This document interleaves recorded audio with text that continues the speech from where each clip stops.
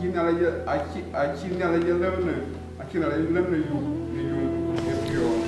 am Jacob Deng Mach. I live in Atlanta, Georgia. I'm a Southern Sudanese by birth and American by citizenship. It's a great opportunity for you to allow me to come to talk to you regarding my career and the role that I can play in our community. First, I am a police officer by profession. That's what I do for a living. I have told my story to a lot of people in this country, and particularly in Atlanta, Georgia. And with the struggle that I've been through, it has given me more opportunities and looking at life from a different perspectives that challenges can make somebody strong. And the challenges that I've gone through since the civil war began in South Sudan, that has molded me into somebody where becoming strong, and also an ambassador to other people who are experiencing challenges. I went to the Atlanta Police Academy a few years ago and struggled because it's a new culture, new environment, thing I've done differently. I didn't do well. Then I worked for the city doing a code enforcement inspector or inspection for the city. And then from there I went back to the academy. I was able to do well, succeeded, and became a police officer. What I do now is trying to relate to people in the city of Atlanta, the people that I meet on a daily basis, whether they are criminals or whether they are regular people, rich, poor. I deal with them on a daily basis, and I feel that my contribution to the city, to the American community, and also other communities here in Atlanta, Georgia, is worth it. It's helping a lot of people. Second to that, the community or the city of Atlanta here in Georgia has given me so many opportunities that I can reach out to young people who are in schools, who are learning. Some of them who might be struggling. So I talk to them to try to inspire them, give them courage and hope for the future. How they can work hard, stay in school and focus. Majority of the time in lifetime, there are challenges, and when you do have those problems, then the only thing that you do is to work harder, keep going, keep pushing, and you can accomplish whatever goals that you put your heart to it. So basically, the idea of determination, the idea of American dreams, will sometimes require you to be patient, that you will be knocked out, that you will fall down. But the only way you can stand is to get up and keep pushing, keep going for the better things. So I've been working hard to try to make sure that the young generation who are in school have a brighter future, stay in school, learn, become educated, and become the future leaders of this great country, not only America, but the world in general. Third, to my Southern Sudanese community members, the opportunity that I have access to media, is to tell you, I also have access to particularly the knowledge that I have gained so far, doing policing, studying Georgia law, criminal procedures. Laws are the same, majority of them are the same in most of the states.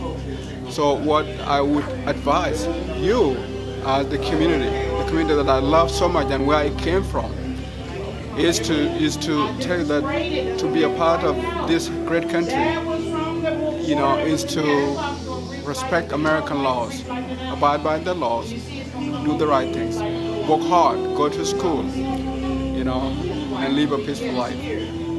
In addition to that, for us who are here in America, I think there's a need for us to be very respectful of ourselves. We as Southern Sudanese, we have come from a hard life. from difficult situations. But I think this is the time for us to hold ourselves together, you know, be loving to ourselves, be able to help one another by living peacefully.